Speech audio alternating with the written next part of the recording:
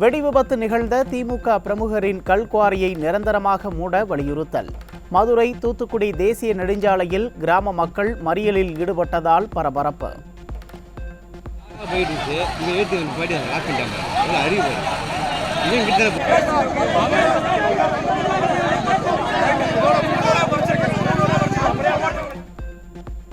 திமுக பிரமுகர் கல்குவாரியில் ஏற்பட்ட வெடி விபத்தின் அதிர்வுகள் பல கிலோமீட்டர் தொலைவுக்கு உணரப்பட்டதால் மக்கள் பீதி.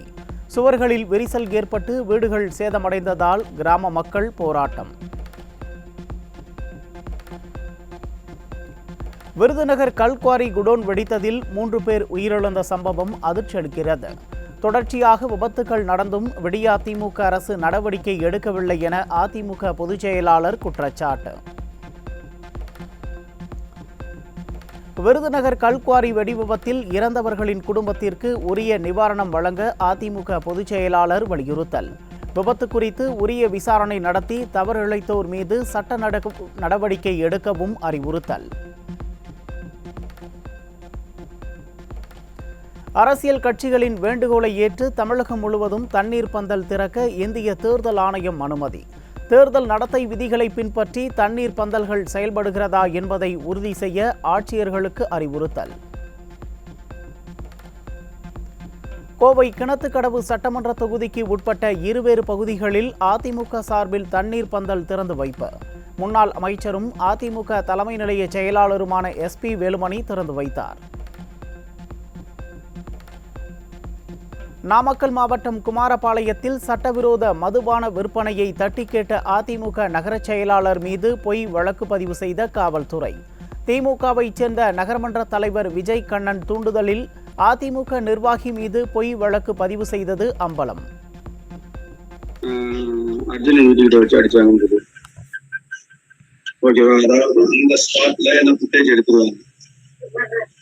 இந்த இடத்துல கையை ஓங்கி அடி வந்தாரு.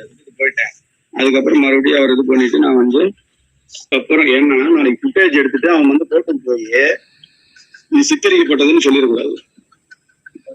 அவன் போலீஸ் ஸ்டேஷனுக்கு வரப்ப இல்லை அப்படின்னு மறுபடியும் நாங்க எல்லாம் இது பண்ணிட்டு தேடிட்டு போனோம். போலீஸ் ஸ்டேஷனுக்கு வந்துட்டு போனதுக்கப்புறம் அடிச்சா அது தெளிவா அது எப்படி மென்ஷன் பண்ணு தெரியும். திமுகவினர் தூண்டுதலில் அதிமுக நிர்வாகி மீது போடப்பட்ட பொய் வழக்கை சட்டப்படி எதிர்கொள்வோம். அதிமுக முன்னாள் அமைச்சர் தங்கமணி உறுதி. நகர செயலாளர் அடித்து விட்டதாக சொல்லி புகார் கொடுத்திருப்பவர் காவல் நிலையத்துக்கு செல்கின்ற போது எந்த அடியும் இல்லாமல் காவல் நிலையத்தில் இருக்கின்ற CCTV கேமராவிலேயே பதிவாகியிருக்கின்றது. அதுக்கு பின்னால் நகரமன்ற தலைவராக இருக்கின்ற நகர செயலாளராக இருக்கின்ற விஜய் கண்ணன் அவர்கள் அவரிடத்தில் தொலைபேசியில் தொடர்பு கொண்டு இப்படி கேஸ் கொடுத்தால் கேஸ் வலுவாக இருக்காது, ஆகையால் அவங்க காவல் நிலையத்தில் இருக்கிற CCTVயை வைத்து நாளை கோர்ட்டிலே போட்டு வெளியே வந்து விடுவார்கள், அதனால் வெளியே சென்று சமாதானத்துக்கு அழைத்தார்கள், மன்னிப்பு கேட்பதற்கு அழைத்தார்கள். அப்பொழுது மன்னிப்பு கேட்டுவிட்டு என்னை அடித்து காயப்படுத்தி விட்டார்கள் என்று நீ புகார் கொடு என்று சொல்லி அவருடைய தூண்டுதலின் பேரில் பொய்யான புகார் கொடுக்கப்பட்டிருக்கின்றது. பொய்யான புகாரின் பேரில் வழக்கும் பதிவு செய்யப்பட்டிருக்கின்றது. வழக்கை நாங்கள் சட்டப்படி சந்திக்கின்றோம். அனைத்து இந்திய அண்ணா திராவிட முன்னேற்ற கழகத்தை பொறுத்தவரை யார் தவறு செய்தாலும் தட்டி கேட்கின்ற இயக்கம் அனைத்து இந்திய அண்ணா திராவிட முன்னேற்ற கழகம். அது அந்த நாளை பொறுத்தவரை நகர செயலருக்கு ஃபோன் வந்த காரணத்தினால் சட்டவிரோதமாக நடைபெற்று கொண்டிருக்கின்ற பாரை ஒருத்தர் ஃபோட்டோ எடுத்தார்கள், அவரை அடித்து பிடுங்கி விட்டார் என்று சொன்ன காரணத்திற்காக அங்கே சென்றிருக்கின்றார். ஆக அதை திசை திருப்புகின்ற வகையில் ஒருத்தரை மண்டையை உடைத்து திமுகவுக்கு சேர்ந்தவர்களை மண்டையை உடைத்து விட்டார்கள் என்று சொல்லி எங்களுடைய நகர செயலாளர் பேரில் வழக்கை தொடுத்திருக்கின்றார்கள். வழக்கை நான் சட்டப்படி சந்திக்க முடிகின்றேன், அதை பற்றி பிரச்சனை இல்லை. நேற்றைய தினம் மாவட்ட காவல்துறை கண்காணிப்பாளரையும் சந்தித்து உண்மை நிலைமையை சொல்லிட்டு வந்திருக்கின்றேன். இதை நாங்கள் நீதிமன்றத்திலும் சந்திக்க இருக்கின்றோம். சிட்கோட் தொழிலை பாதிக்கும் மதுரை மாஸ்டர் பிளான் திட்டத்தில் மாற்றம் கொண்டு வர வேண்டும். விடியா அரசுக்கு முன்னாள் அமைச்சர் RB உதயகுமார் வலியுறுத்தல். என்ன சொல்கிறேன்னா, இந்த மாஸ்டர் பிளான் என்கிற பெயரில் மறைமுக சுரண்டலுக்கு தொழில் முனைவர்களை நீங்கள் ஆளாக்கினால் இந்த விஷயத்தை எங்கள் பொதுச் செயலாளர் புரட்சித் தலைவர் எடப்பாடி அவருடைய கவனத்துக்கு கொண்டு சென்று இதை மிகப்பெரிய அளவில் நாங்கள் போராடுவதற்கு தயங்க மாட்டோம். இது தொழில் ஏற்கனவே பின்தங்கி இந்த மாவட்டத்தை மீண்டும் இது சுரண்டலுக்கு தொழில் முனைவோர்களை சுரண்டலுக்கு தான் ஆளாக்குமே தவிர இந்த மாஸ்டர் பிளான் என்பது முனை அளவு 1% கூட வளர்ச்சிக்கான ஒரு வழியை உருவாக்காது என்பதை நான் ஆணித்தரமாக தெரிவித்துக் கொள்கிறேன். 10ஆம் வகுப்பு +1 +2 பொதுத் தேர்வுகளில் 40,000 மாணவர்கள் ஆப்சென்ட் ஆன விவகாரம். மாணவர்களின் வீடு தேடி சென்று பேசி துணைத் தேர்வில் பங்கேற்க வைக்கும்படி ஆசிரியர்களுக்கு அறிவுரை.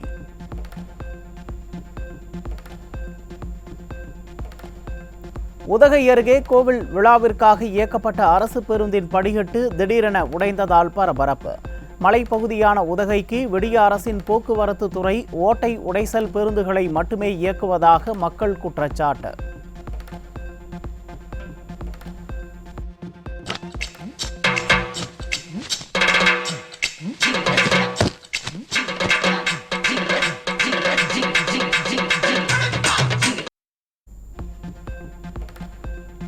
அரசு பேருந்துகளை 48 மணி நேரத்திற்குள் பார்ட்டாக பரிசோதனை செய்து அறிக்கை அளிக்க வேண்டும் என்ற தலைமை செயலாளரின் உத்தரவு என்ன ஆனது என மக்கள் கேள்வி.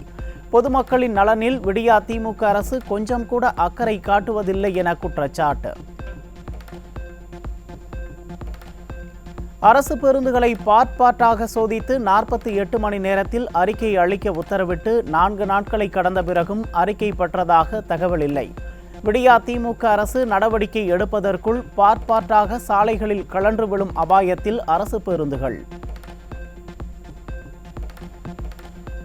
தமிழ்நாட்டில் நாளுக்கு நாள் உக்கிரமடையும் கோடை வெயிலின் தாக்கம். 20 இடங்களில் சதமடித்த வெயிலால் மக்கள் கடும் அவதி.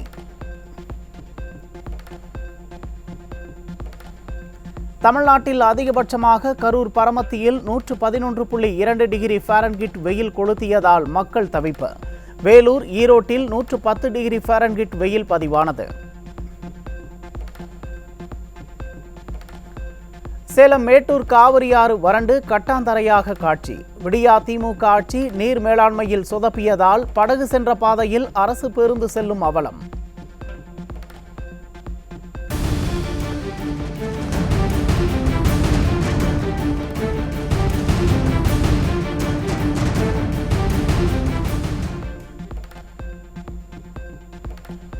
வேதாரண்யம் தொகுதியில் தலைவிரித்தாடும் குடிநீர் பஞ்சத்தால் மக்கள் கடும் அவதி. மக்களுக்கு குடிநீர் வழங்க நாகை ஆட்சியரிடம் முன்னாள் அமைச்சர் OS மணியன் வலியுறுத்தல். நீலகிரி மாவட்டத்தில் நிலவும் கோடை வெப்பம் காரணமாக வறண்ட நிலையில் காட்சியளிக்கும் குந்தா அணை. 30 ஆண்டுகளுக்கு பிறகு அணை வறண்டதால் மின் உற்பத்தி நிறுத்தம். வெளுத்து வாங்கும் வெயிலால் நீர்மின் உற்பத்தி நிலையங்களில் குறைந்து வரும் நீர்மட்டம். 4 நாட்களுக்கு கோடை மழை பொழிந்தால் குளிர்ச்சி நிலவி மின் பயன்பாடு குறையும் என மின்சார வாரியம் எதிர்பார்ப்பு.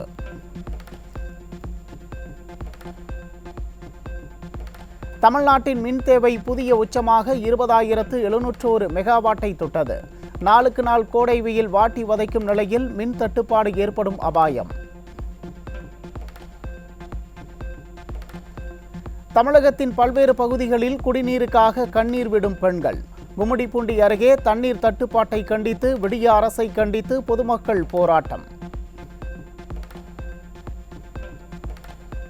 சென்னையில் பல லட்சம் ரூபாய் மதிப்பிலான மெத்தம்பெட்டமைன் பிடிபட்டது. 3 பேர் பிடிபட்டதாக தகவல் வெளியான நிலையில் கடந்த 3 ஆண்டுகளாக எத்தனை சிறுவர்களை சீரழித்தார்கள் என தெரியவில்லை என மக்கள் அச்சம். தூத்துக்குடி அருகே இருசக்கர வாகனத்தில் கஞ்சா பதுக்கி விற்பனை செய்த 3 கைது. விடிய ஆட்சியில் தமிழகம் போதை மாநிலமாக மாறியுள்ளதாக பொதுமக்கள் குற்றச்சாட்டு.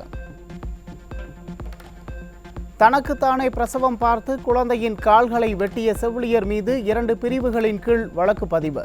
உடற்கூறாய்வில் குழந்தையை கொன்றது உறுதி செய்யப்பட்டதால் கொலை வழக்கு பதிவு செய்யப்படும் என போலீசார் தகவல். அரியலூர் அருகே பச்சிளம் பெண் குழந்தையை கொன்று புதைத்துவிட்டு காணாமல் போனதாக நாடகமாடிய தாய் கைது. போக்சோ வழக்கில் காதலன் சிறையில் உள்ள நிலையில் குழந்தை பிறந்ததால் கொன்று புதைத்ததாக வாக்குமூலம். சென்னை எழும்பூரில் ஆயுதப்படை பெண் காவலருக்கு செல்போனில் பேசி பாலியல் தொல்லை அளித்த விவகாரம். மொபைல் ஆப் மூலம் பெண் அதிகாரி போன்று குரலை மாற்றி பேசி தொல்லை கொடுத்ததாக தாராபுரத்தை சேர்ந்த இளைஞர் கைது. கோவை காரமடை அருகே தொழிற்சாலையில் அமோனியா வாயு கசிவு ஏற்பட்டதால் மக்களுக்கு கண் எரிச்சல், மூச்சு திணறல் பாதிப்பு. 300 கிலோ அமோனியா சிலிண்டரை அப்புறப்படுத்தும் பணியில் தொழில்நுட்ப வல்லுநர்கள் தீவிரம். கடந்த 5 ஆண்டுகளில் உணவுப் பொருட்களின் விலை 71% உயர்ந்த போதிலும் ஊதியம் 37% மட்டுமே உயர்வு. உணவுப் பொருட்கள் விலை உயர்வால் மாதாந்திர வருவாயை நம்பியிருக்கும் மக்கள் வேதனை. நெல்லை மாவட்டம் மேலப்பாட்டம் அருகே முன்விரோதம் காரணமாக பாமக பிரமுகர் மீது நாட்டு வெடிகுண்டு வீச்சு. விடியா திமுக ஆட்சியில் சட்டம் ஒழுங்கு சீர்கேட்டால் நாட்டு வெடிகுண்டு கலாச்சாரம் அதிகரித்து வருவதால் மக்கள் அச்சம். கோரமண்டல் எக்ஸ்பிரஸ் மூலம் சென்னைக்கு கஞ்சா கடத்தி வந்த மேற்கு வங்க பெண் கைது. 4 கிலோ கஞ்சாவை பறிமுதல் செய்து போலீசார் விசாரணை. 13 ஆண்டுகளாக கனவாகி போன வேளாங்கண்ணி நாகை அகல ரயில் பாதையில் ரயில்களை இயக்கும் திட்டம். சென்னையில் இருந்து வேளாங்கண்ணிக்கு நேரடி ரயில் இல்லாததால் மாற்று போக்குவரத்து முறைகளை தேர்வு செய்யும் மக்கள்.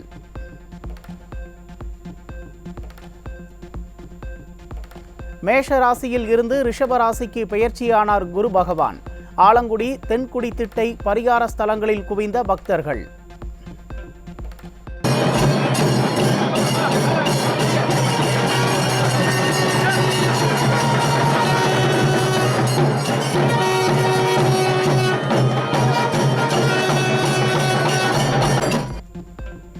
தமிழ்நாடு முழுவதிலும் உள்ள முக்கிய கோயில்களில் குரு பெயர்ச்சியை ஒட்டி சிறப்பு வழிபாடு. ஆயிரக்கணக்கான பக்தர்கள் கலந்து கொண்டனர்.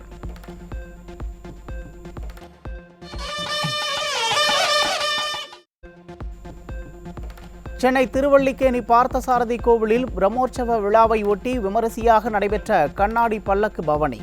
திரளான பக்தர்கள் பங்கேற்று சாமி தரிசனம்.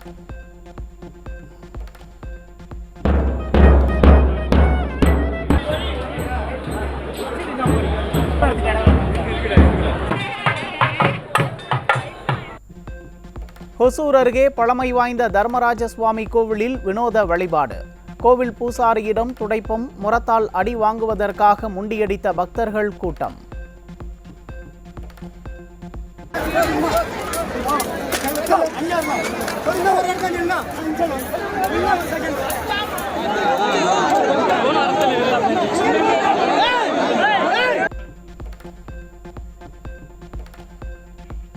சர்வதேச போதைப்பொருள் கடத்தலில் ஈடுபட்ட முன்னாள் திமுக நிர்வாகி ஜாஃபர் சாதிக்கிற்கு நீதிமன்ற காவல் நீட்டிப்பு. ஜாஃபர் சாதிக் உள்ளிட்ட 5 பேருக்கு மே 6ஆம் தேதி வரை நீதிமன்ற காவலை நீட்டித்து டெல்லி பாட்டியாலா நீதிமன்றம் உத்தரவு. 70,000 கிலோ ஹெராயின் காணாமல் போன விவகாரத்தில் மத்திய உள்துறை அமைச்சகத்திற்கு டெல்லி உயர்நீதிமன்றம் நோட்டீஸ். 2018ஆம் ஆண்டு முதல் 2020ஆம் ஆண்டு வரை பறிமுதல் செய்யப்பட்ட 5 லட்சம் கோடி ரூபாய் மதிப்புள்ள ஹெராயினை களவாடிய பெருச்சாளி எது?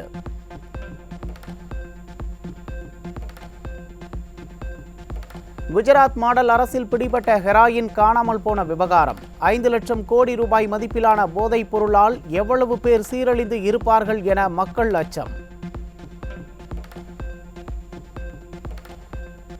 சிஎஸ்கே அணிக்கு எதிரான IPL லீக் போட்டியில் 7 விக்கெட்டுகள் வித்தியாசத்தில் பஞ்சாப் அணி வெற்றி. ஜானி பெஸ்டோ, ரூசோ சிறப்பாக ஆடி ரன்களை குவித்தனர்.